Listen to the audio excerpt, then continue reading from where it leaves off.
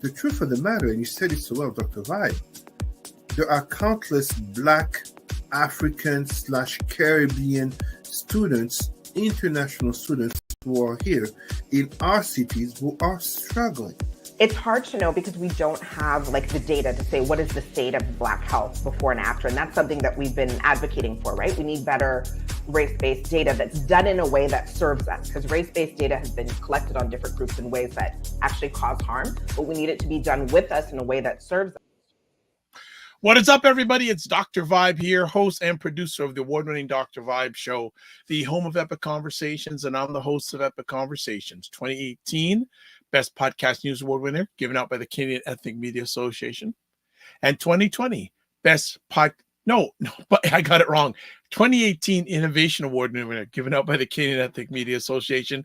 2020 Best Podcast News Award winner, given out by the Canadian Ethnic Media Association. I also co-host and co-produce the only online show in the world for dads and fathers. It's sponsored by Dove Men Plus Care. And that team that I'm a part of since 2020, we've been a team since 2020. I've reached out directly and indirectly to over 400,000 dads, fathers, and male caregivers around the world.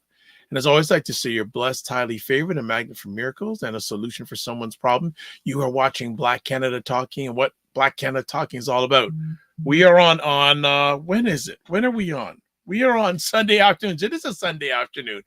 Every Sunday, 5 p.m., where we get Black Canadians to give their takes, points, and POVs about stories and events and things local, provincial, national, and international. So that's what we do. But our mainstay on Black Canada Talking is Cesar Ndema-Moussa, and he is here. What's up, Cesar? Thank you, Dr. Vibe. Thank you, family. Thank you to all the allies. Thanks for having me as always. It is a pleasure as always. And let me just do some housekeeping first. As always, subscribe to the Dr. Vibe Show on YouTube and hit the notification button. Also, like the Dr. Vibe Show on Facebook, LinkedIn, and Instagram. We're almost at 1,590 subscribers on YouTube. So if you're up to it, subscribe. And if you're up to it, share it out and tell people about it. Also, to advertise your business, product, or service on any of the platforms that I appear on, please feel free to email me at dr.vibe@vibeshow.com. And finally, big shout out to Indie Soup Media, which is run by my associate and friend down in Fort Lauderdale, Florida, Dr. Tachi. It is an independent content creators network of over 40 independent content creators. And since it's been around for about 8-9 months now, they have over 20,000 YouTube subscribers and edited versions of almost all the conversations I do, including this one, appear on that platform. So always a big shout out to Indie Soup Media. What is going on in the world, Cesar? Dr. Vibe, thank you so much. I'm here. I just sent you a photo of my Halloween outfit, trying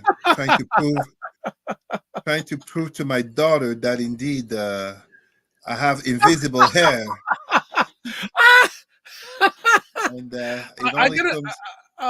this is, oh man, I wish you would have said it soon. I would have shared it with you. I'm gonna see if I can maybe share a little bit with the audience. They probably won't be able to see a lot of it, but we'll put it up in the screen. Just give me a second. We can share it at the end.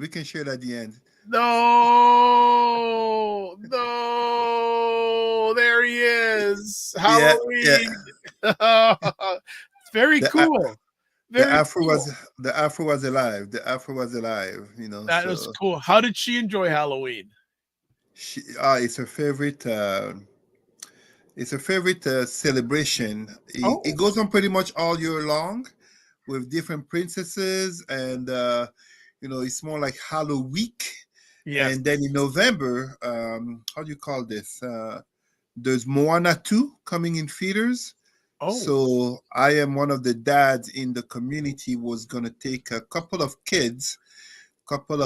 Black children to go watch it at the theater. So I want to say that we are probably close to 10 kids already. Nice. So yeah, making sure, Moana 2, I love a lot of the representation. Other than that, just some little points that I wanted to bring up. First of all, I was inspired to wear this sweater with congratulations to a brother of ours, LeBron James, for succeeding to have his son join the NBA. Let us not be hypocrites. Bronny made it to the NBA overwhelmingly thanks to the last name, aka his father. So a lot of brothers may hate on that move, but let's be honest. When we take many of the names in the world, such as the British Royals or Trudeau or Trump, and so many other names, some people call it father to son, other people call it nepotism. I cannot blame LeBron James for that. And of course, the NBA is moving Bronny to the G League because he doesn't have the level. But how can I hate on a father helping his son to achieve a dream? That is we as a Black community should look up to that and, not just help to make that happen, but also support our younger ones to elevate their level. Um, Another thing, very small note that I must mention. I invite everyone to watch the debate that happened. Was it this week or last week between the atheist scientist Richard Dawkins versus the so-called controversial Jordan Peterson? And you can see very much what I say about religion regarding how Jordan Peterson gets literally owned by Richard Dawkins, calling out his word salad, Wow. getting simple, straightforward questions regarding religion, the Bible, and Jesus Christ. And it's quite simple. Either Jordan Peterson doesn't know much about religion, but puts up a lot of intelligent big words to impress his masses, or he knows it's a lot of charlatanism, a lot of made up stuff, but he has a Christian fan base that he needs to keep. And I mean that debate, really, you can tell underneath all the big words and the fancy words. It's kind of like when Trump is asked a direct question, how does he answer? Left, right, up, down, big words, insult, anything but the question.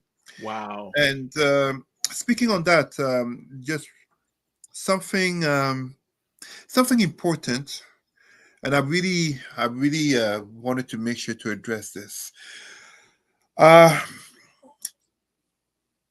2 days ago, no, what am I saying? 2 days ago, yesterday, uh, we buried a brother. We buried a brother. As a good man, but beyond that, he was a husband and a father and a role model. To the bottom, today actually, it was a beautiful celebration of life. I surprised myself being in a church. No, I didn't burn as if I'm going to hell, but I surprised myself remembering all the prayers as I am a former Christian Catholic. But really, it was a beautiful organization, beautiful celebration, and it was beautiful to see not just the quantity of people who showed up, but the quality, the diversity. People from Congo, as from Cameroon, Nigeria, Ghana, Jamaica, Haiti, Canadians, professional students, community leaders. Brother Arnold was truly an appreciated man who leaves behind wife and children. And I really want to take a moment to invite our listeners of the Black community, allies, and anyone who comes across this video now or whenever. Let's take a moment, you know, our medical health, but also our mental health, looking out if you have a community of care, people that we can talk to.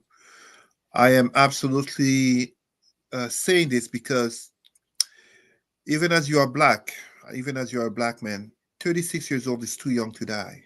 Wow. You It's know, too young to die. let you finish. Go ahead. So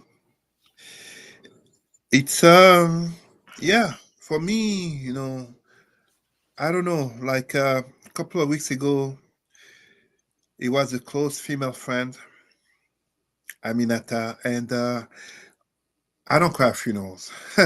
Since I buried my mother 22 years ago in Cameroon, in Douala, I've never shed tears at a funeral. Finding that I have to be the friend who is there for support of others, to give that hug, to hold our hand, Mm. to help to the, good organization, the traffic, the whatever you want to call it, Yeah. kind of like that protector type of image. But I always go back to revisit days later in private, even if it's late at night. Here in Orleans, people in Ottawa would know about the Saint Joseph Church, the big church. In that cemetery, there are more and more people that I know who are buried there. When Arnold was buried there Saturday, the day before Friday, it was the aunt of my former roommate. Wow. And literally, her grave, I knew her too, by the way, I'm not just dropping a name. I knew her too. My former roommate and I have been friends. I can literally tell you it's been 29 years. So I knew his aunt. She cooked for me. She's been there. I've always been welcomed in the Haitian family. Right. And here, our friend from Congo passing, it was beautiful to see all the people who came to honor his life. And I have a poem, a poetic composition called, it's in French, La gloire des morts, the glory of the dead. And Arnold, just as my friend Aminata and so many others, the true glory is never in the accumulation of wealth, nor in being rich and famous. But when you die, the memories you leave behind, the smiles you leave behind, the fact that people truly saying you will be missed. I hate that notion of thoughts and prayers because it means nothing. There's no action behind it. But when so many gather to say goodbye, to say till we meet again, 36 is too young to die. Mm. So although we are all, I mean, death is a mirror of life. We will all get there. But let us take a moment so that we can live a day longer, a month longer, a year longer. And who knows? Maybe we can make it to when our children are adults, they get married or they have children, or, it's just, since I buried my mother in 2002, I've been living really with many years of reflection on loss, grief, the afterlife, and truly, truly for me, being there as a support for any and everyone in the community, but truly in all communities, because it's a human experience. Um, Allow me to stop there, but yeah. No, no, no. That's, you're reading my alleged mind, because just some insight. I don't know what's been going on or what's going on out there, but almost every other person I'm having communication with is sharing a challenge they're going through. And I, even up to like a few hours, it's just, I don't know what's going on out there, but there are a lot of people that are going through stuff right now. A Yeah. lot, a lot. And for individuals like yourself and myself who love to serve and assist people, it can get overwhelming. Yes. And and I actually, when I was driving out today, and I called my dad, I said, Dad, I need some wisdom from you. I said, because when I was much younger, there was a period of time when we were losing relatives left, right, and center, whether it was health, sometimes it was violence, like them being shot. Yeah, yeah. And I said, like, how, when I know you is, how do you handle it? So with him being older and a lot of, and like they're getting, so how do you handle this sort of stuff? He says, you know what? You just got to live your best each day, and just do your best. He says he said something that one of his uncles said, and I can't, it was so wise, and I forget now. I should have written that down, but I was driving, but I had to reach out to him to get some wisdom, because it was just had a moment where I was overwhelmed. Right. Because sometimes, I don't know if you ever had that, you don't want to get that email, you don't want to get that phone call, because it's, for some reason, it's almost like bad news is coming. right? And when we see, especially our men in their 30s and younger, losing their lives, that's only an impact on their life. But I'm sure this gentleman you're referring to he have a family, how it impacts his family now, but also for years to come. And something, I'm obviously not saying this is bound to be the case for my friend's children here, but as a Black community, we need to have this painful and uncomfortable conversation beyond loss and grief, which is the fate of the children. And I say this as we are a community, and this is Cesar, the Pan Africanist leader, talking, but truly speaking as a Black man. We do have a lack of positive role models in contrast to so many messages that come from toxic entertainment. Yep. When Arnie died, it's not just a man, a physical body that we lost, a husband, a father, and a good role model. But to make it worse, in the times that we live in, notably, and I know Dr. Umar Johnson is listening, but I want our people to pay attention. With the growth of interracial and intercultural relationships, we have to be honest with ourselves. When the Black parent dies, too often there is a loss of connection to the Black family and the Black culture. I say this regarding my own family in regards to cousins who have stepped away from the parental duties on their own children who are biracial. We need to remember life is not truly ending because the body is dead.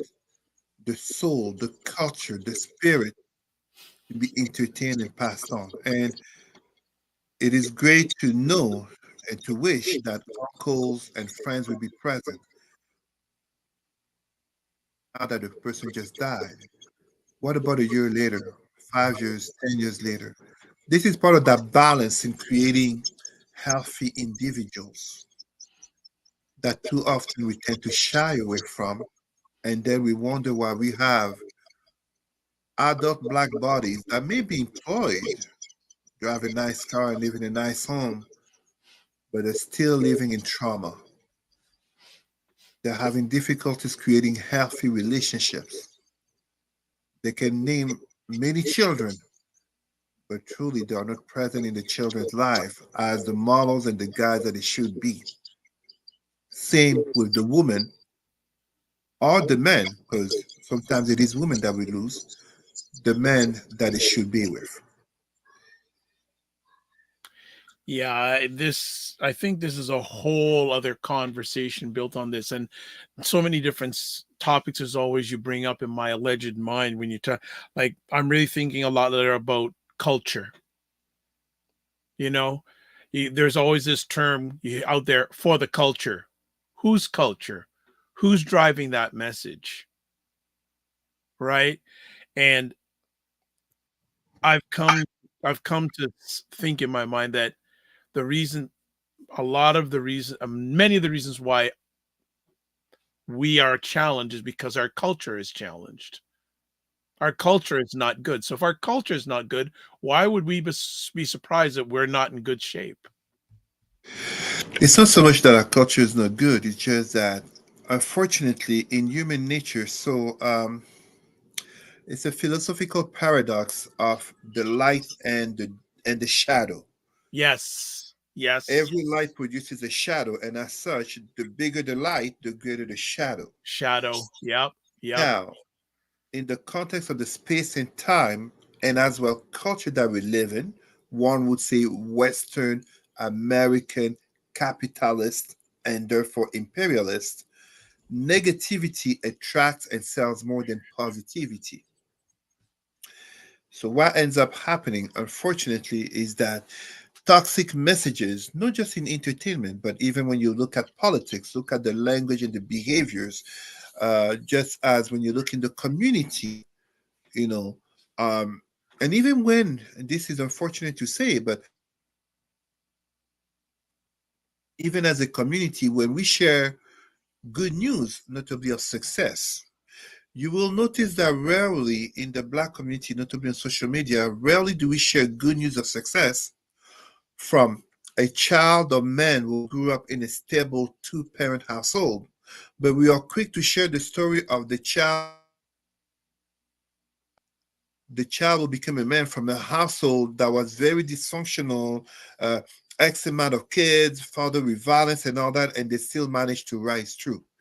This sends a message to our subconscious self in terms of our own value, just as depreciation. It's kind of like, to give an example, when you watch Fresh Prince from the 90s, everybody loved Will, Fresh Prince, but everybody loved Will, Fresh Prince, but truly, Carlton is what we should be vying to be like, a stable family household with as less dysfunctions as possible. Okay. So, folks, the last few minutes was totally not scripted. That would just came from Cesar's heart. So, I think we should remind our people that the first segments we have our three topics. That's the only three things that we well, like. We but no, and I'm not. everything before it. Yeah. Yeah, no, and so want to say greetings to Minnie on Cam. She said just tuned in. She says the disability community calls that inspiration porn. So what we're going to do is we're going to take a quick, oh, hold on. She also says it's used to motivate non-disabled people to feel better while ignoring the real problems of public access for disabled people. Got you. I am learning. I am learning. Okay. So what we're going to do is we're going to take a quick break just for a sec. Just give some grace to the ears for a moment. And then we're going to go into our three conversation topics. So you are watching Black Canada Talking. We are broadcasting live on November 3rd. And don't leave because we got amazing topics, as always, to chat about. We'll be back in about a minute. Hi, everyone. I was just on the Dr. Vibe show a couple weeks ago, and I wanted to talk about how wonderful the experience was. I was there to talk about a Buy Blacks article, but what I really appreciated about being on the Dr. Vibe morning show was that very quickly as my story started to unfold, Dr. Vibe was able to pivot, ask really interesting questions to give the context to the audience and listener about why the article was personal to me, who I am as an author and writer, and give all of that additional context so that the audience understands the perspective that I'm speaking from, which I think is very, very important in journalism. It was a warm experience and invitation. I had a wonderful time being on, and I would recommend anyone else interested in participating on the Dr. Vibe morning show do so because it's a wonderful time. All right, that's Hilary LeBlanc of Black Atlantic and many other things. And shout out to Hilary and thank you for the good word. All right, let's get to our conversation pieces today. But before we get to that, if you want to get in touch with Cesar, email president@rootsandculturecanada.com and Facebook, Cesar Remy Emery. And also, I saw a friend of yours on Tuesday. Surprise me. Oh, come on. Who do you think? It's Peters. Bang on. At the Federal Black Ecosystem Conference. Actually, I moderated a panel that she was on. So and I have it on video. She should reach out to me. I've got to see if I can get her a copy of it. But it was such a pleasure and was really good to. I don't think we've ever met, which was crazy. But hey, it was just really good. And wow, she was so good. She was so good. So good person, good friend, and great ally to the cause, just as CEO of North South Development Roots and Culture Canada. She is truly my right hand in what I do in the organization. 100%. All right. And it's interesting. Our first conversation piece, Cesar, before he came on, was speaking about this and speaking to this. Now, people may, especially in Canada, people not realize this, but there's a lawsuit alleging anti-Black racism in the federal public service. and it's now heading to the federal court. Now, what I'm going to do just before Cesar gets in on this, I'm actually going to show a television report about it to give people some context. And then Cesar, Cesar has the real deal when it comes to this stuff. So let's show this report first, and we will get to the conversation that we're going to have about it. So here we go. Well, this is the latest chapter in what has been a nearly 4-year fight. The plaintiffs in this case have been looking for $2.5 billion in damages in lost salaries and pensions for Black employees and job applicants across 99 government departments and agencies. The allegations date back more than 5 decades. The suit, which was launched in December 2020, alleges widespread systemic discrimination that impacted roughly 45,000 employees. The certification hearing that got underway today in federal court will determine whether the case can go forward as a class action lawsuit. It is expected to last up to 12 days. Now, we heard from a number of former federal public service workers who showed up today for this highly consequential hearing. We are calling on these public service workers who claim to want to address systemic discrimination, who claims to want to address anti-Black discrimination in the public service. We're calling on them to stop fighting Black workers in court, to work towards settling this class action, starting in the next within the next 12 days, to consent to the certification process and move towards mediation. Federal NDP leader Jagmeet Singh showed up and stood side by side with demonstrators at today's rally, calling on the federal government to stop challenging the suit. Now, to date, it is estimated that the federal government has spent more than $8 million doing just that. Shalima Maharaj, Global News. All right. So let's get this off. Stop sharing. And I think we're going to get that off. All right, Cesar, give us some more lens on this, because I know that you have some more information rather than just that short report we heard. Well, first of all, that was a great summary of it, truly. I've been at the United Nations and likely returning with notably Nicholas Marcus Thompson, Bernadette Betty, Robin Brown, and many others that we see in those images, and notably who are part of this. It's important to understand that here, I mean, the amount, 2.5 billion, may seem exorbitant to many, but we're talking about 45,000 to even more. And notably, we're talking about the federal government having spent not 8 million, closer to 10 million in fighting this in court. But at the same time, this is part of the evolution of Canada. This is part of the evolution of a country where you, Dr. Vibe, coming from Jamaica, just as me coming from Cameroon, were unwanted aliens until the late 60s, early 70s to Canada. And as such, this is the scope to which people must understand this lawsuit, class action suit, is in reference to, in the nature of systemic racism, which the Canadian government itself has recognized, notably in basically signing up to the United Nations Decade for People of African Descent, the recognition of systemic racism in Canada, and notably upon Black federal employees. And here, talking about systemic racism, it is not just a matter of egregious or blatant racism. What about mental health? Not given. What about even the very nature of opportunities? I myself was a victim of racism in the federal sector, in a federal department. So many who are victims, and yet it's qualified as they don't fit in, when it's truly because not only are they Black, but they're there to be Black and to be outspoken. their knowledge on topics, and it may ruffle some feathers because, notably, intelligence is not associated to blackness.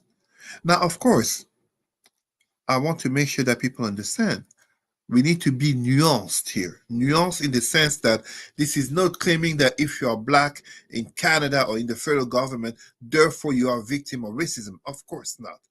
Some people need to be bluntly told what the truth is. It's just like when we say, when we denounce police brutality, it's not to say that simply because you're black and you have an encounter with police, therefore you will be a victim of racism. No. But there is a systemic aspect to this that basically has made it that there is racism in Canada, in the federal sector for black employees. As a consultant who notably has addressed federal departments, I have been brought to address this topic, and notably action suit with admittances from many, not just black, but from many, that indeed there is a problem of systemic racism, aka it is there, but it's so well covered up in the culture of the country, but also organizational culture. And there's an aspect of safety that people tend to forget, which is it's not as easy to stand up, even as you see more people being hired who look like you, if the inherent culture of the place makes it that the status quo is maintained instead of people who are courageous, top to the bottom. It shouldn't be from the bottom to the top. From the top to the bottom, willing to address, to unearth, and really to tackle these issues. Too often, that's not what happens. Too often, that's not what happens. So here, allow me, from my conversation just before the show, allow me to remind our listeners, whether you are black or not, support the Black Class Action Suit on the Facebook page, Twitter page, Twitter X as it's called nowadays, Instagram, and whatever platform.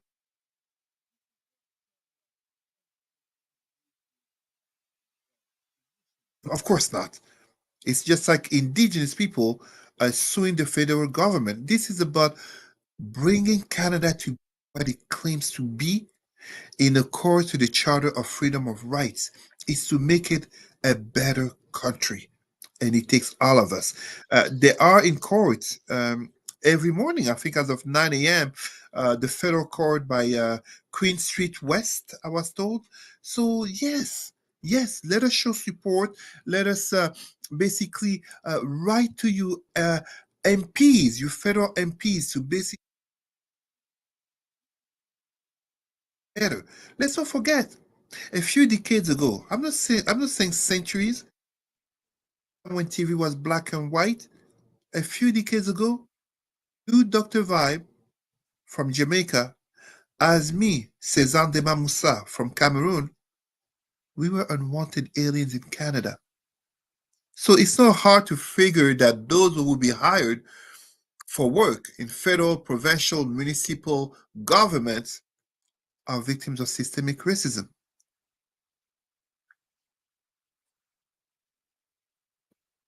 100%.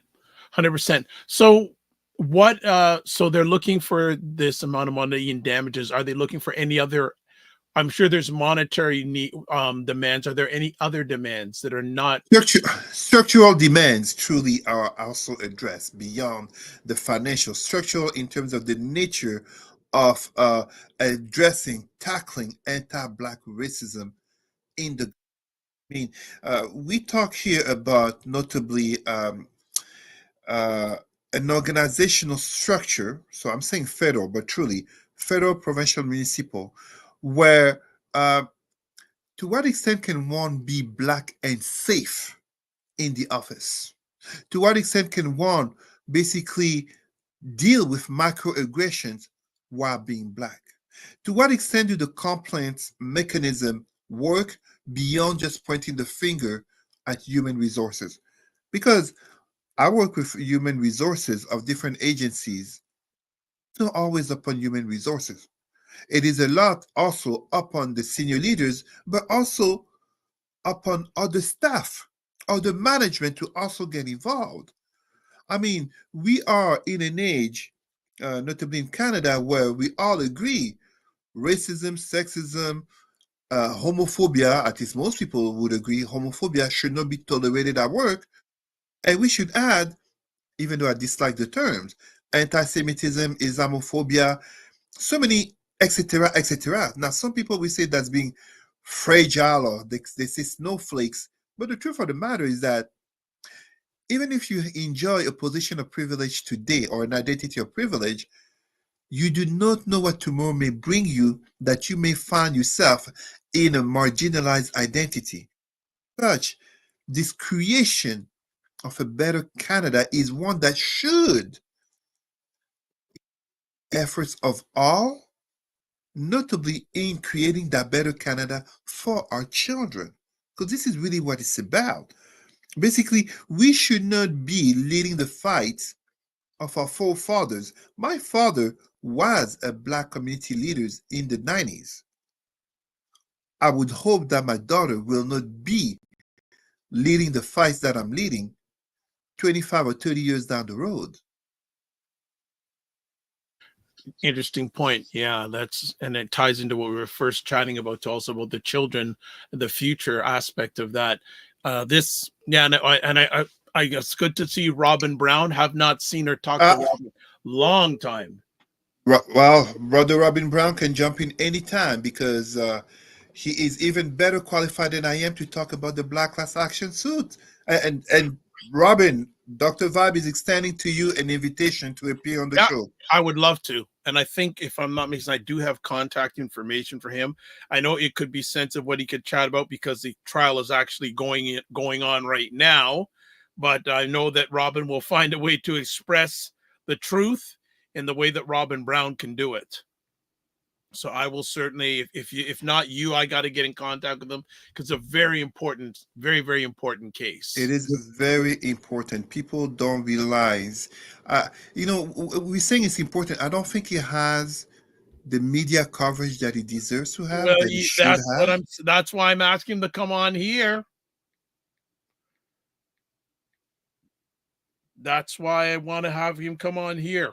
Absolutely.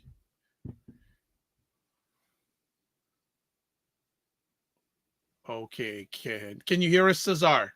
I'm still here. Yeah, okay. You froze for a little bit. We're all good. All right. Well, we will move on to our next conversation topic. And it's not often we have back-to-back Canadian stories, but today we have back-to-back Canadian stories.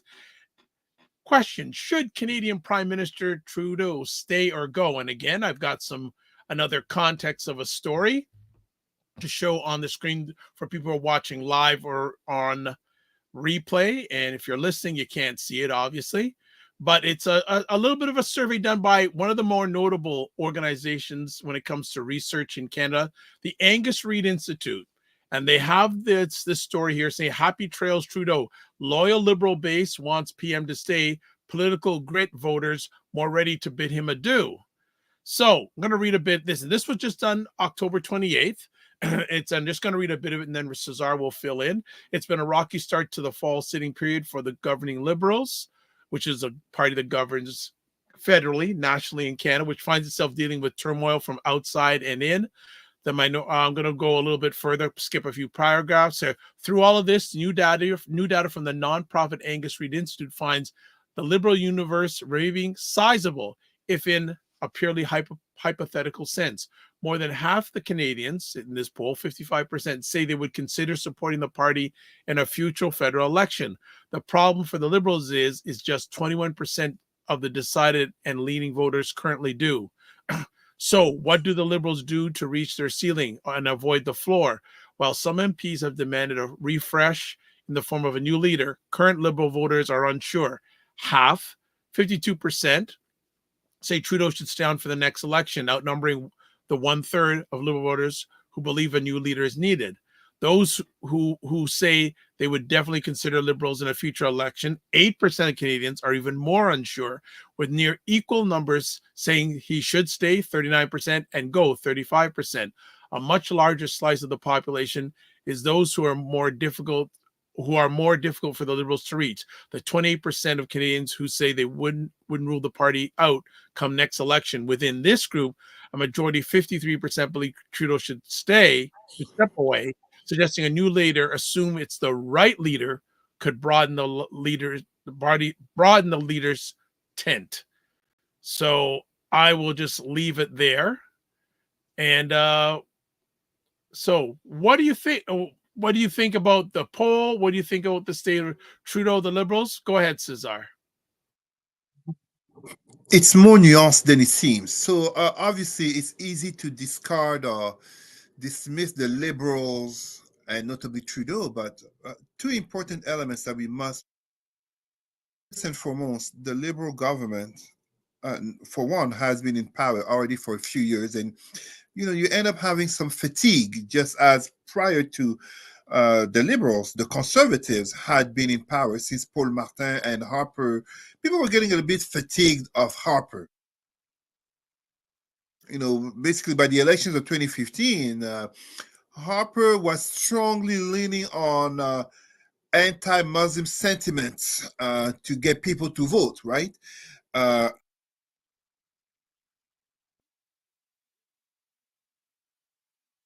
Justin Trudeau literally saved the Liberal Party from what some were thinking could be extinction, as they were the third party, and to rise from there to become the majority. Since he got elected in 20 as leader of the party, and yes, we can say it greatly thanks to his last name being the son of Pierre Elliott Trudeau, the former and so revered prime minister of the 70s. Now, that said, another aspect that we must not forget in terms of basically, the dissent that many MPs, not just a few, many MPs feel towards Prime Minister Trudeau is that many MPs actually owe the election, aka the title and position, to Justin Trudeau himself in person. The change of the nomination system in the Liberal Party in terms of nominating directly, so basically hand-picked candidates, has helped many feel a personal loyalty to Justin Trudeau than to the party itself. Now, this is also dangerous because, like, for example, like the Conservatives, if you have such a system, well, it helps to have nepotism because then it becomes individual loyalties over party loyalties. We can easily make the parallel with the United States when Liz Cheney is basically campaigning with Kamala Harris and saying the country over the party. And when she's saying the party, she's truly meaning Donald Trump, because for many, the loyalties are towards the individual. Do I think Trudeau should stay or go? Well, let's say he should go. Who basically has the aura of Pierre Trudeau in order to be able to bring back the Liberals and give a hope of a victory? Chrystia Freeland was basically brought forth as the potential female replacement 30 years or so after, my God, I'm forgetting her name, Campbell. Kim Campbell. Kim Campbell, there you go. After Kim Campbell, what was just a figurehead to avoid a crushing defeat to Brian Mulroney as the Conservatives were ousted. So Chrystia Freeland was brought forward, but there was, maybe she wasn't given the spotlight that she should have because she's a woman. I do any feminist will notably address politics, like our sister Erica Iffel and the Hill Times have pointed out to the fact that Prime Minister Trudeau is not as feminist as he had led us to believe in the 2019-2020 SNC Lavalin financial and political scandal, we could say. Now here, what we have, I don't think a change at the captainship of the Liberal Party will make a difference Matter of fact, it could make it worse, especially the closer the election could be. Now, in saying this, I first have to say uh, Jagmeet Singh is still the rescue ship of the Liberal Party. At the parliament, the Bloc Québécois is no longer on board to save the Liberal Party. So Pierre Poilievre, feeling very strong with polls giving him, I read, 44-45% of voting intentions compared to what, 21-22% for the Liberals, 18-19 for the NDP. Of course, Pierre Poilievre and the Conservative would want to go for elections any day. The earlier, the better. Let's not forget, this is a Conservative Party that doesn't even recognize systemic racism. So the Black community would basically find itself between, I think in English you say between the hammer and the anvil, entre le marteau et l'enclume. I think that's pretty much what it is. Because what you end up seeing is that the third party, the third federal party, NDP, to which I must give notably my apologies to its leader, Jagmeet Singh, very likable fellow, very intelligent, but he, how can I put it? Of course, he's not going to come to power, but he has stood up, notably by the Black Class Action suit. So this is a man, a leader, who has literally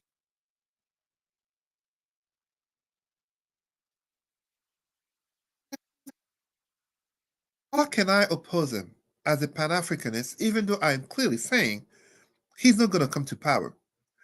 And let us be careful. This is not about, you know, uh, bashing or going against the conservatives. But how can I support a party that does not recognize systemic racism? And if you look at provincial elections, this is part of the strategical, I don't want to say genius, but the strategic shift that came with a certain Prime Minister Doug Ford when following George Floyd, going from there's no systemic racism in Ontario to shifting very quickly to recognize systemic racism, looking at the constituents, aka the voting base in Toronto and the GTA, which is very strongly Black. You don't want to alienate such a voting population. Now, when we talk about the federal level, such is not the same reality for a conservative party that is not exactly looking at nor needing the Black vote in order to win. But the Liberal Party cannot win with that strong Black vote. And it is very clear that the NDP is increasing in its appeal to Black voters, notably with such progressive, some people would say socialist policies, notably regarding dental care. Laying out the ground for Canadian federal elections more interesting than usual. I don't think it will come in 2024 because notably in terms of the Liberal Party, there is no way to force the leader to be ousted unless they want to resign or, I mean, there is a way, but the likeliness of 30, I think it would take 30 or 35, less than 40 Liberal members of Parliament to not vote on the confidence of their own party. The likeliness of such happening, aka them agreeing to go to elections to risk their own positions, is not likely. It is not to their own interests. 2025 is looking interesting in Canadian politics. Let's put it this way. I think that this goes into a really nice segue into our final conversation topic today. We're broadcasting this on November 3rd. In 2 days, in 2 days' time, maybe, because we don't know if all the vote count will be done and completed that day. On November 5th, there is going to be, well, either 5th or 6th or 7th. Let's say by the end of this week, probably, there will be a new declared president of the United States. And just to promote, coming up this Tuesday live at 9 p.m. Eastern, 6 p.m. Pacific, we're going to be doing a U.S. presidential election live watch party. We had one for the Harris 45 debate. We had a vice president debate with Mr. Tim Walz and JD Vance. JD Vance. So we're going to close it to hit the trifecta with this on Tuesday. So wherever you're watching this now, be there 9 p.m. on Tuesday night. We don't know. It could be a long night, family, because we don't know what's going to be happening. But kick it off, Cesar. And I'm also going to share some articles. But what are you saying at this present time in regards to the election? I still see Kamala Harris winning. Oh boy. And I still see Donald Trump and the Republicans cheating. I mean, I'm just calling it what it is. And again, I had mentioned it a couple of months ago, but the historian Alan Lichtman had put it very well. Democrats lack teeth, Republicans lack morals. And this is basically what we are seeing here. Why is this election so close? It's easy to just put it on the back of, disinformation and, so many people angry, etc. But no, Democrats lack teeth. Democrats are worried about losing votes in Michigan over notably the Israel-Palestine, Israel-Palestine, and now Lebanon conflict. They lack teeth in terms of standing up to Israel. That's really what it is. And now you get Trump, who goes in there. He went to, my God, how am I forgetting the name of I'm forgetting what it's in Michigan, where there is a strong Arab Muslim community, where I worked in 2008 for the Obama elections, and he basically there passing as the savior of the Arab Muslim. Meanwhile, a few years ago, 2017, Trump was calling for a Muslim ban from entering the United States. At the same time, why is this close? Because the Democrats lack teeth. They lack the rapacity, the ferocity to attack the enemy directly. This is notably well illustrated with Michelle Obama message back then: when they go low, we aim high. Oh, hell no. That's not how politics work. When they go low, you bring them even lower. You crush them. That's what Trump does. He doesn't care. This is not just being a populist. This is called ultimately the most powerful position in the world. And ends up happening, and this is where you see the lack of morals. You literally have a man who is telling women that he will be the protector, whether they like it or not.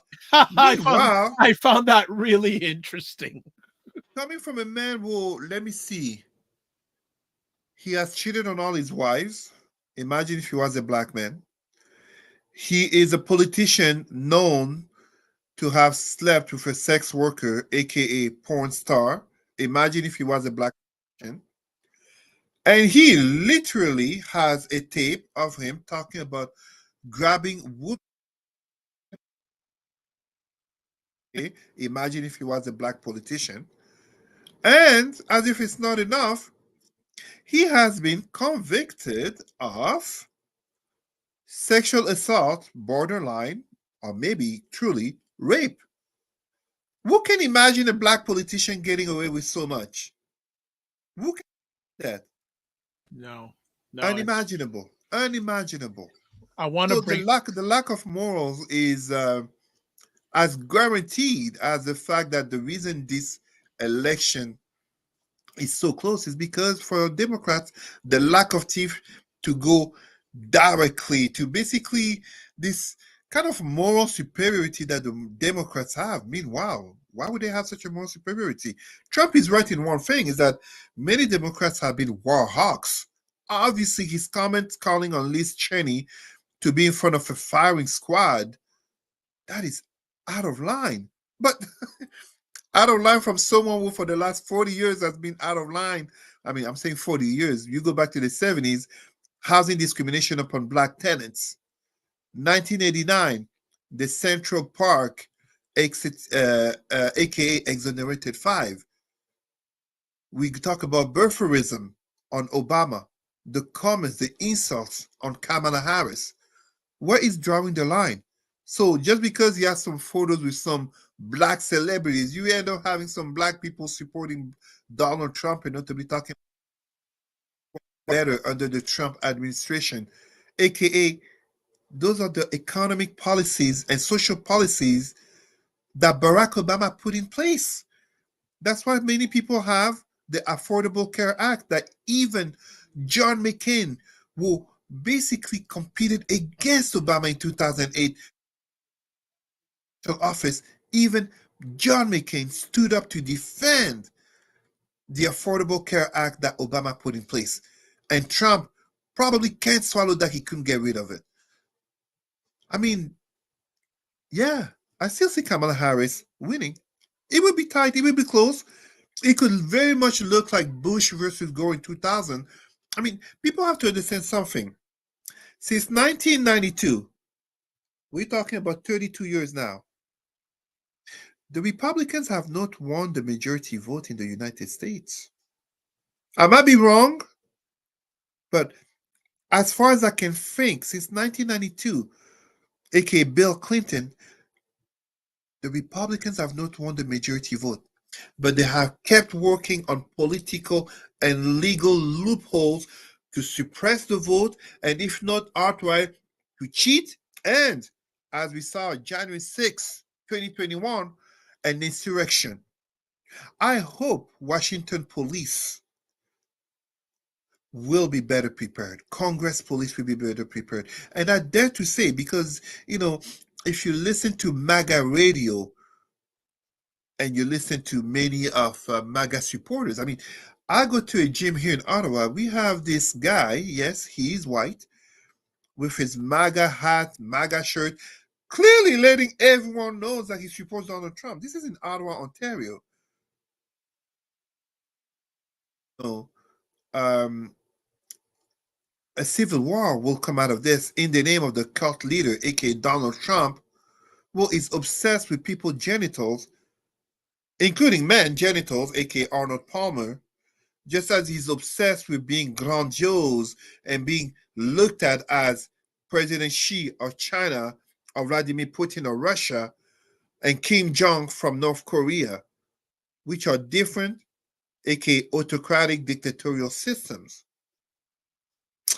This election is about the soul of America. I am not paid by the Kamala Harris campaign to say what I'm saying, but it is about the soul of America and the future of America.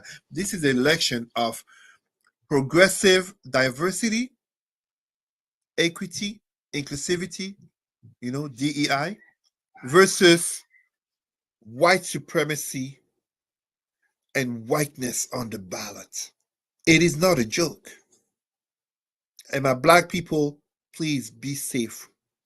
White allies, non-black allies, please be safe. Whatever the result, I am absolutely sure there will be violence. Will it be on November 5? Will it be on January 6th, 2025? January 20th, 2025? But political violence is growing more and more in the United States, just as the radical rhetoric. It is not going to lessen whatever the result of this upcoming election. For all that, I want a unifier as Kamala Harris to win and to become the first black woman president of the United States. Well, is the lady of the house at the door? Because I heard noise in the background. Is she up there? No, they were just running. It's okay. I thought I'd go, oh, we're getting our warning sign. They've had a dinner. She has one of her 3-year-old friends who are here. They had a dinner. They're happy. Well, speaking of which, Dr. Tachi is here, and she's going to be one of our panelists on Tuesday night in regards to election. So I know I have a few more minutes, so I'm going to squeeze. Hello, my sister. I'm going to squeeze some things in regards to the latest things that being said. So this is from The Guardian. They're saying the latest polling average over a moving 10-day period, Kamala Harris 48%, 45, 47%. Latest analysis, nationally, Harris has a 1-point advantage over her Republican opponent, virtually identical to last week. Such an advantage is well within the margin of errors of most polls. The battleground states, too, remain in a dead heat. But in a fractured political landscape that has featured threats of retribution from 45, accusations of fascism and racism from Harris, and warnings of democracy itself is on the ballot, the bigger picture, that uniformity over a prolonged period, has seasoned observers scratching their heads. If I can add, Dr. Vibe, Go I'm ahead. not sure that it will be as close as it is painted. 48, 47%. We already know Trump doesn't have the room, and he hasn't tried to have the bigger tent to have more than 47% of votes. And 3 days before the election, how many people are actually undecided? When I think about so many non-whites who were supporting Trump, well, if you are Latino, especially Puerto Rican, you saw what happened last Monday. You've seen what has happened since. I mean, it wasn't that long ago, basically, that, shithole countries was in reference to Africa. Now, Puerto Rico is a garbage island. And of course, this is a direct message to also the Mexicanos and the other Chicanos in the US. The women vote. There is a gender gap they talk about in terms of more men, but when they say more men, let's be honest, more white men voting for Trump. And yet, even in saying more white men, there has been more white men coming towards Harris. I'm not saying more than for Trump, but more than expected coming towards Harris due to notably all the conversation on abortion. So many women, notably Black women, have been dying due to these, basically the repeal of Roe versus Wade. The Dobbs decision has led to women dying. Just this week, a 28-year-old woman, I can't remember if she died by sepsis, but basically in the richest, most advanced country in the world, you literally are having women dying for reasons that even in Africa, they could have been saved. And yes, in Africa that he referred to as shithole countries. The vote of women, the vote of Latino, the vote of Black,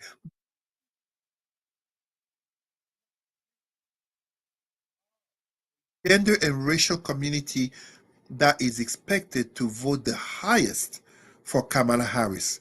Absolutely, we will have over 10% of Black men voting for Trump. But where's the surprise? We see Black Republicans on the air, notably on CNN, bending over backward, doing mental gymnastics to try to pretend like Trump is not being racist. Meanwhile, they could have been part of the Central Park Five. I found such brothers.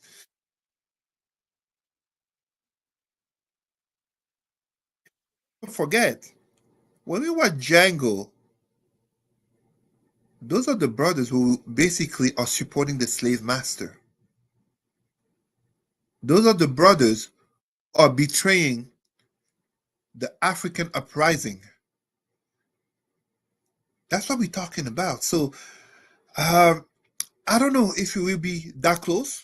Likely, yes, it will be, but I'm not sure because many people, even among those Republicans, and let's be fair to white people, many white people are tired of Trump. Many white people, they may not like EDI or being basically pointed the fingers as if they're racist because they're white, but also looking at Trump and saying January 6th, I'm not cool with that. COVID, a lot of people died. They have short memories. I think that, and I think, and just off the fly, I think Ms. Harris may win the popular vote, but the electoral vote 45 will win. For college, and this is what I mean also. The American system, as much as the American propaganda about being the greatest nation and, democracy and all that. It is not. It's a corrupt system. It is a corrupt system. No, no, no. It is a corrupt system. Let's face it. What's the point of winning the popular vote, democracy, if you lose a so-called electoral college? Like, this is the type of thing that would make some people say, well, what's the point of voting then? If ultimately it is this electoral college, and further than the electoral college, going to the Supreme Court, aka Gore versus Bush 2000, what is the point? So literally, and again, for those who are in doubt, I am not paid by the Harris campaign. I am not a Democrat, and I'm not even a liberal. I've already said it. Anyone who knows me knows. I don't ascribe to the left-right political tendencies of Western politics. I'm a Pan-Africanist. Call me, how do you call that? Independent. Hi, Michelle. Michelle Batty put it well. Orange men should be incarcerated. Let's be fair. What white politician can even dream of getting away with so much of what Trump has done? Of course, he should be incarcerated. It shows you. If there's one thing I have to say about Donald Trump, I have to give it to him as a compliment. I would almost say as a praise. Donald Trump is the gift that keeps on giving in exposing white supremacy at a political and social level. He gets away with all of this because he's at the intersectionality of being a white man of Christian background and notably a billionaire who is connected into the system. I don't do conspiracies, so the photos of Trump with Jeffrey Epstein, put that on the side. But again, as I've said so many times, white evangelical Christians, how do you support a man who literally is in contradiction of all the Christian values that you claim to be about, starting with cheating on all of his wives, his language, his treatment upon women, upon the migrants, upon fellow human beings, including soldiers, veterans, a man who dodged the draft, I heard 5 times. As Mitch McConnell said himself, Trump is a despicable human being. This is not me, Cesar, saying it. I don't know Donald Trump. I have no relation with Donald Trump. He has never hurt me.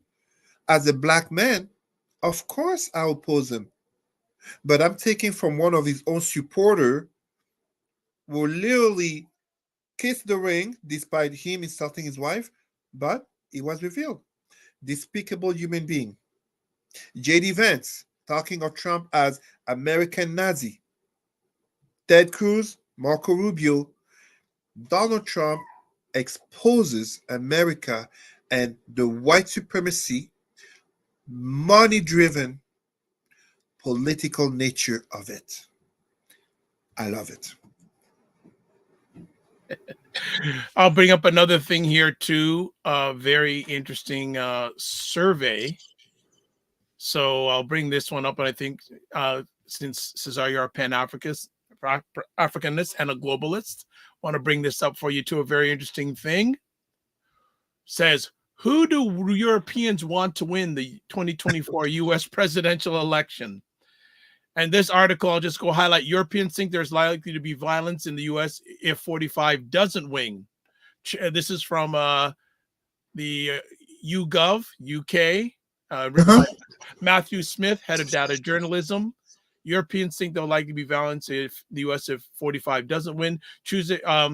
Now a new YouGov Eurotrack study uncovers attitudes towards the election in 7 Western European countries: Britain, Denmark, France, Germany, Italy, Spain, and Sweden. The results show that Harris is the favorite candidate in each country surveyed. The Danes are the most likely want Harris to win at 81%, while the Italians are the least at 46%, although this significantly outnumbers the Italian 45 vote of 24%. So all the numbers that are blue, so Denmark, 81% want Harris. 73% Sweden, Germany 71%, Spain 65%, France 62%, Britain 61%, and Italy 46%. So I mean, a lot of people have fear, notably when you look at Trump's age, aka the oldest candidate to run for the position, but also what is becoming clearer and clearer, dementia, or, and I'm not a medical person, but I've heard from others talking about dementia and his lapses in judgment, notably when you have some of his former highest staff, including generals, talking about this man, Donald Trump, must never become president again. But let's also be fair. There are also people who hope Donald Trump becomes president because, and I've heard from many Africans, they hope Trump becomes president because at least with Trump, he didn't care about Africa. He did not care about Africa. And for many people, they felt like it was a time with less risk of a global war or even conflicts as a whole. So my question is basically between today and Tuesday afternoon or Tuesday night, what could Netanyahu or Putin do that could have a play in the election? Hmm. Hate and fear are strong drivers in elections. So here's from the same article: Western Europeans think that Joe Biden has been an average president, that Kamala Harris would be a decent one, and 45 would be a bad one. So, so it's just really, really interesting article in here in regards to this. So it may be one of the few countries in the world that want 45 to be president are the people who vote for him in America. Yeah, and I mean, there's a lot of them, but it's this election is really about, and I mean, in 4 years or 8 years and 12 years, we likely be still saying the same. But really, each election is about the future, but also the soul of the country. But rarely has it been so polarized. When I say so polarized, wow. In terms of my knowledge of American politics and history, and I'm looking back at my university course on American politics, I think you got to go back to, my gosh, 1860 election that basically was a preamble on the status of the Union, aka leading to the Civil War. But Cesar, it's interesting you mentioned, and I was talking about it last night on Primetime with Aisha and Lala. I was listening to a report on NPR this week, and Frank Luntz, who's a very, very well-known pollster, he used to do polling for the Republican Party. He doesn't do it anymore because he's not a fan of 45. He held a little, focus group with about 15 men. Now, he didn't say what their cultural background was. I'll put a pin on that. But each one of these men basically said, you know what? The majority said that the Democratic Party is anti-men. And the reason why they liked 45, he's a strong man. And they said that they would be okay voting in the past for Hillary Clinton and Michelle Obama, but they wouldn't be okay voting for Kamala Harris. And they felt that, well, she doesn't have enough political experience. But reading between the lines, they say, you know what? Because they didn't have a strong man, aka their husband, who had been a leader. So a lady on her own who doesn't have, her partner doesn't have political experience, she's not as good enough. What do you think of that sort of thought process by this group of men, or men saying, well, she isn't qualified enough because she doesn't have enough political experience or whatever? How far back do you want me to go in history? Because I can go thousands of years to answer this question. Look, this is honestly, I absolutely as a man, I do understand the argument of these men. But at the same time, it is sexist. How many men have ever been elected judged by the quality of who is the woman? Because those same men, judged by that logic, we should not be voting for Trump. Trump is married to a woman who was a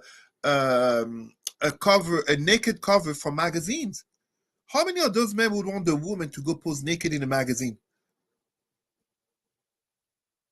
If we ought to be honest and basically make it fair,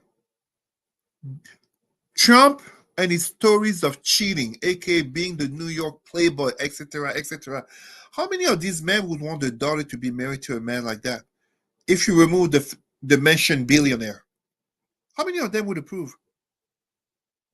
So the hypocrisy of men, and for those who don't know, I am not a feminist. So this is not some type of, vote for a woman just because she's a woman or to make history. But the hypocrisy of men is to hold accountable Kamala Harris for the quality of her husband, unknown Doug Emhoff. And let's be blunt here. He's white, he's Jewish, and he didn't have biological children with Kamala Harris. There are many men that were bothered by such. Okay, sure. But how many times have I ever voted for a man wondering what is the quality of his wife? What does she do? Is she educated? Did she serve? Is she a strong black woman? When Mayor Bill de Blasio in New York got elected, white man of Italian background, how many people voted for him looking at his black wife, who is a black and feminist militant, saying, oh, that's a strong man. He has a strong black woman back home. Absolutely. Michelle Obama comes with Barack Obama. Yes. Hillary Clinton, Bill Clinton. Yes. So that's why I'm saying I understand. But if you are truly honest, how many men have ever cared about the quality of a wife or girlfriend in saying, I like Tom Brady, I like Michael Jordan or LeBron James, I like this politician instead of that politician? Right here in Canada, how many men will go vote for Pierre Poilievre or Justin Trudeau, wondering about the quality of the wife? Let us be fair to women, because fairness to women is fairness to our own daughters, our sisters, our mothers.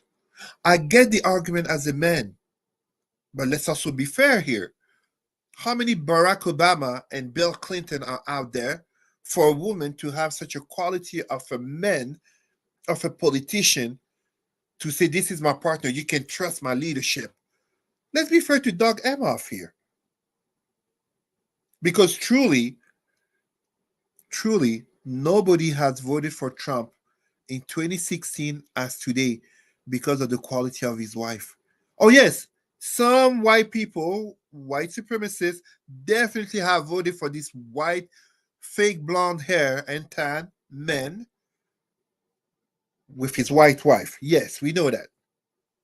But it was for the image. It wasn't for, is she educated? Is she involved in politics? What humanitarian work did she do? Look at the former Mrs. Gates, Melinda Gates, greatly involved. Look at the former Mrs. Bezos, greatly involved in humanitarian work. But nobody is supporting them because nobody is supporting these men or investing in the companies because of their wife or ex-wives. How many mothers of children does Elon Musk has with his 9 children? If Trump was a black man, or if Musk was a black man, how much support would he have with people looking at the private life and saying, I can't support a man with those things like that? If we had a black Trump, aka salutations to Helter Skelter, Black Trump, I invite people to look it up. If you had a black Trump running for president, how many white evangelicals would support him, considering his private I life? think that question should be asked of white evangelicals. I would really, again, the media, if the media is really doing their job, they should go out and ask them that question. I've always said it, and when I say I've always said it, let me give credit to the men who brought that reflection upon me. Our reverend leader, hero, Dr. Martin Luther King. White evangelicals are likely the biggest hypocrites in American politics and society. In the name of power, they will absolutely support policies, measures, and men who are the very contradiction of what the Bible and Christian values speak about. And it has never been so best illustrated as in the person of Trump. This is notably why you have someone like Liz Cheney saying George W. Bush has to come out and speak up for the salvation of America. White evangelical Christians are a hypocrisy that contributes to fueling white supremacy in America under the claim of Jesus. That's why it's called Christian fascism, Christian nationalism. Let's not forget, Christianity was imposed to blacks by slavery and colonization. Kunta Kinte. So this is a continuation of things. It's about power. Jesus, the Bible, the Ten Commandments, power and proximity to power make a lot of people put on masks. Mitch McConnell, Ted Cruz, Marco Rubio. Where's Mitt Romney to openly state that he opposed Trump? He fears for the lives of his grandchildren. He talked about security. But everybody knows he opposes Trump. He made that clear. Where's George W. Bush? We need to have that question. The finger should not be pointed at so much at black men. And yes, the Democratic Party comes off as anti-man because the Democratic Party is not scared to address the social issues of our time, notably regarding race, aka DEI, gender. You have the Me Too situation, but you also have women's rights, notably regarding abortion, and so many other issues.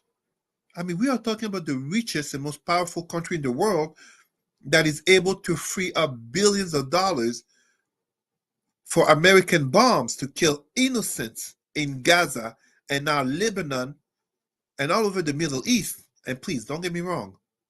We must oppose anti-Semitism, aka anti-Jewish sentiments and actions. But it will never justify the killing of thousands upon thousands of innocents who are not Jewish nor Israelis. Wow. Yeah, it's gonna be Tuesday is gonna be some kind of night. It's gonna be some. We're gonna see some really interesting things. So you have Harris winning both popular vote and electoral. She could win the electoral. Yeah, it's not the problem is that it's not a fair field in which you're basically going to a basketball or football game, aka soccer, in which no matter how good you play, you already know the rules are against you, and likely the referee, aka the Supreme Court, is against you. Ultimately, whatever happens, it's bound to end at this. So there are only two scenarios that can happen in a Harris defeat. A 2000 scenario, aka Supreme Court, that sided with Bush, although Gore had won the popular vote, or a 2016 situation in which Clinton won the popular vote but lost the Electoral College. It speaks to the nature of American politics in regard to a Supreme Court that's heavily to the right, notably with Trump appointees, and it speaks to the very nature of rules and fundamental of American politics in which, why do you claim to be a democracy when the popular vote can be defeated by a so-called electoral college? How many people in the States have any clue who are the so-called members of the electoral college?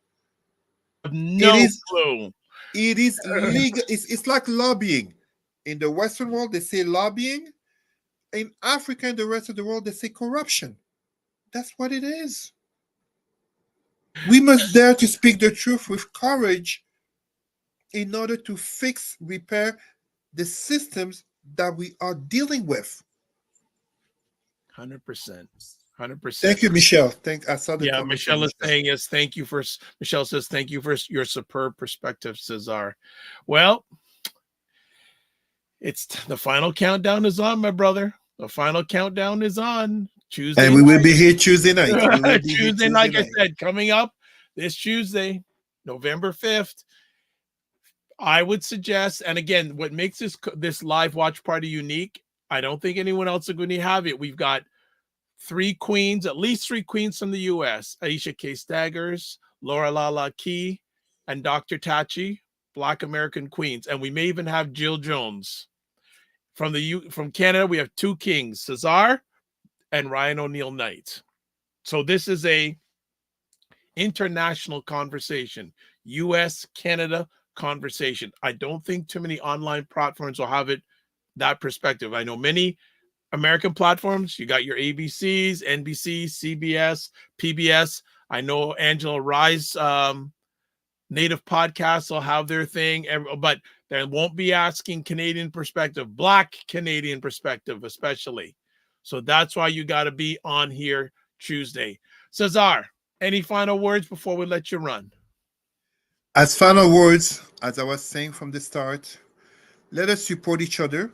Like I was saying, LeBron James, let us support our younger ones, help them, prepare better structures for them to strive. But let us also celebrate our own Black lives while alive. Let us be there for one another, mental health support, community care, medical support. Too many of our people, unfortunately, are having uh, ailments, diseases, health conditions, but they're either ashamed or fearful to speak of it. I give an example of the HIV. HIV is still killing Black people in the world and in our communities. People are ashamed. But at the same time, whether it's dealing with any cardiovascular issues, any mental health issues, and anxiety and depression up, everybody can have them.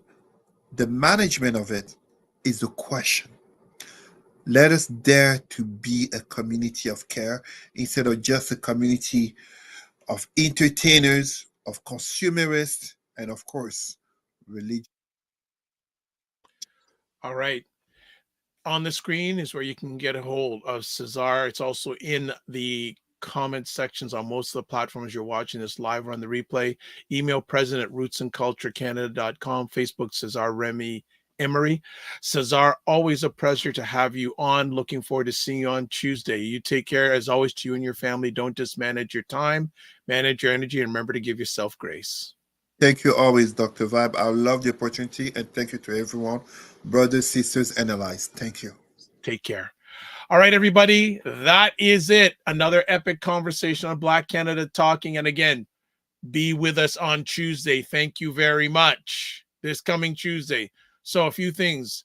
Always subscribe to the Dr. Vibe Show on YouTube and hit the notification button so you get to those 1,580. I like to say 1,800, but I'm going to say 1,800 YouTube subscribers. Share it out. Tell people about it. Also, like the Dr. Vibe Show on Facebook, LinkedIn, and Instagram. To advertise your business, product, or service on any of the platforms that I appear on, please feel free to email me, dr.vibe at the drvibeshow.com. And you can watch replays of this epic conversation on the Dr. Vibe Show on Facebook, YouTube, and LinkedIn. And then the Dr. Vibe Show, www.thedrvibeshow.com. As we close out, this is what we do. Live your life as a dream. If you can dream it, you can make it. Sometimes you have to get small to get stronger. Block assumptions and aim bigger, aim better, aim higher, aim wider. Love, faith, and respect. And as always, don't just manage your time, manage your energy, and remember to give yourselves grace. God bless. Peace be well. Keep the faith and walk good. And again, be here 9 p.m. Tuesday evening, November 5th. Game changing in whatever way the results are. Be well and keep the faith.